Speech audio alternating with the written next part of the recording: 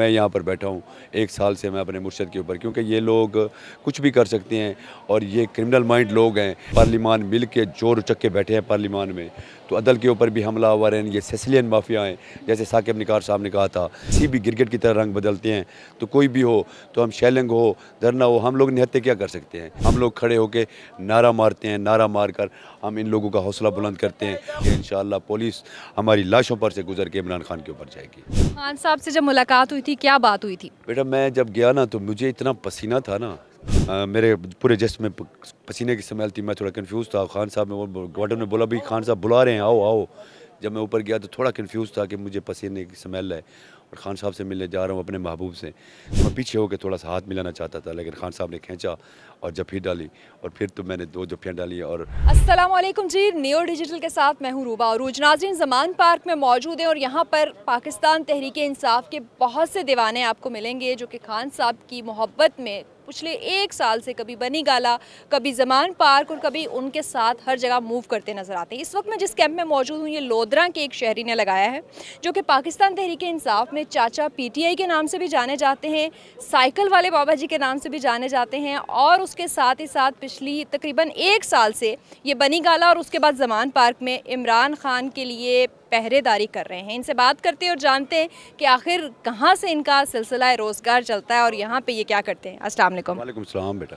अच्छा, लोधरा से आए हैं, पिछले 1 साल से आप खान साहब के साथ अटैच हैं, सिलसिला कैसे चल रहा है? देखिए, हमारा गांव के लोग हैं, हम लोग देहाती लोग हैं, तो ये हमारा एक देसी तड़का होता है, हमारा ये सकाफ़त, हमारी ये सारा कुछ। तो हम लोग जॉइंट फैमिली होती है वहाँ पर हमारे, हम कुर्बानी का जानवर पालते हैं, हम लोग व्यापारी हैं, कुर्बानी का माल पालते हैं।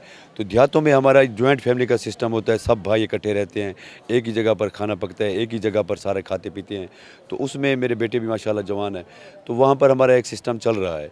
और यहाँ से ये मोबाइल जो है, ये ऐसे समझ लें हर चीज़ पे हमारे जो कौन सा जानवर है, कौन सा अच्छा है, कौन सा सही है, बीमार है, वो मुझे रिपोर्ट भी देते रहते हैं। और मैं यहाँ पर बैठा हूँ 1 साल से मैं अपने मुर्शद के ऊपर, क्योंकि ये लोग कुछ भी कर सकते हैं और ये क्रिमिनल माइंड लोग हैं। ये खान साहब को जान लेना चाहते हैं, खान साहब के ऊपर कांटा लगा हुआ है। तो एक उम्मीद है खान साहब, तो हम इस उम्मीद को जो है ना, इसकी खातिर हम पहरेदारी दे रहे हैं। और इंशाअल्लाह ये सोशल मीडिया का दौर है, आप जैसे न्यूज़ को भी मैं सलाम पेश करता हूँ, आप जैसी बहनों को भी, जो लोग हमारा मैसेज दुनिया तक पहुँचा रहे हैं। और ये पार्लिमान मिल के जोर उचक के बैठे हैं पार्लिमान में, तो अदल के ऊपर भी हमला आवर हैं। ये सिसिलियन माफिया हैं, जैसे साकिब निकार साहब ने कहा था। तो हम लोग यहाँ पर बैठे हुए हैं क्योंकि ये किसी भी गिरगिट की तरह रंग बदलते हैं। तो कोई भी हो, तो हम शेलिंग हो, धरना हो, हम लोग निहत्ते क्या कर सकते हैं। हम उनको मार तो नहीं सकते, लेकिन हम अपनी जानों का नजराना पेश करते हैं और यहाँ पर बैठ के अपने कायद से मोहब्बत का इजहार करते हैं। ठीक है। अच्छा, यहाँ पे शेलिंग भी हुई, अब गर्मी का भी आगाज़ हो रहा है, तो यहाँ पर ही मौजूद रहते हैं, मुकाबला कैसे किया था? बेटे देखो, हम लोग यहाँ पर बैठे हुए हैं, तो जैसे हमारे पास पुलिस आती है तो यहाँ पर हमारे नौजवान भी बैठे होते हैं।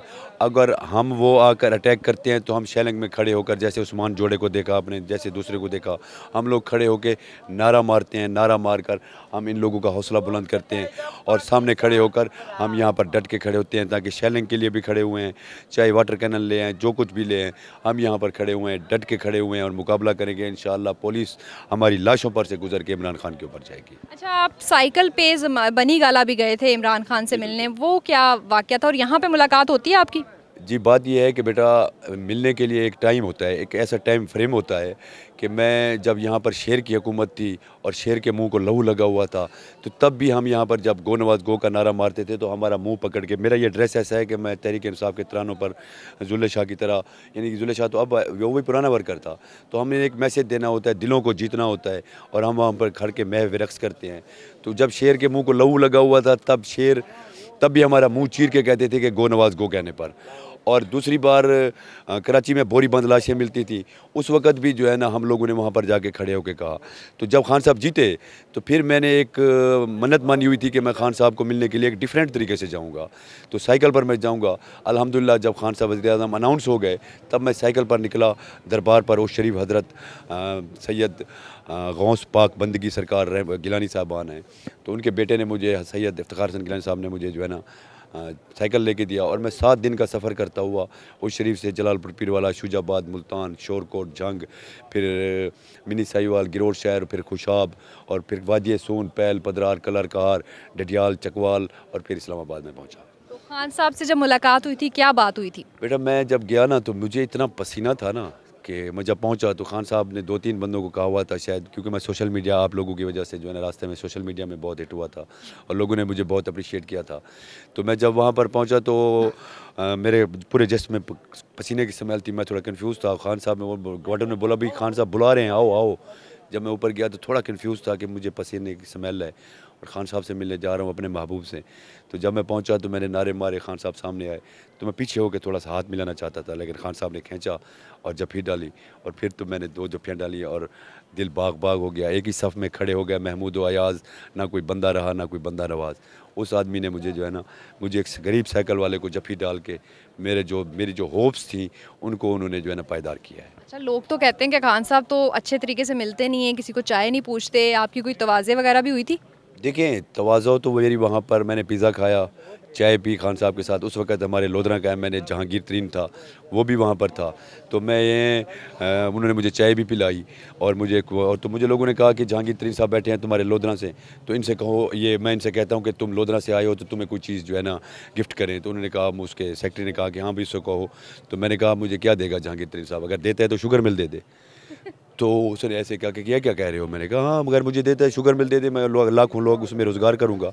तो हम यानी नज़रियाती लोग हैं, हमें कोई ना रोटी चाहिए, ना कपड़ा चाहिए, ना मकान चाहिए। ख़ुद मुख्तियार पाकिस्तान चाहिए, एक आज़ाद मुमलिका चाहिए जिसमें आज़ाद ख़ुद मुख्तियार इदारे हों। और मेरा भतीजा भी माशाल्लाह आ गया है।